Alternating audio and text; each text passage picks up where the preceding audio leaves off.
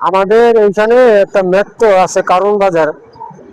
মেট্রোতে এখনো যারা চড়েন নাই তারা অবশ্যই চড়বেন, কারণ গাড়িতে আমরা জামে অনেক সময় বসে থাকি, কিন্তু মেট্রোতে জাম হইলেও অনেক সুবিধা আছে, যেমন আপনার এসি আছে, দাঁড়িয়ে থাকলেও মজাই আলাদা। ফেসবুক আপনি অনেক তো রাস্তাঘাটে সবসময় জাম থাকেই, কোনো মিস নাই। আপনার শুক্রবার আর শনিবার নাই, এখন জাম থাকেই পড়ার সময়।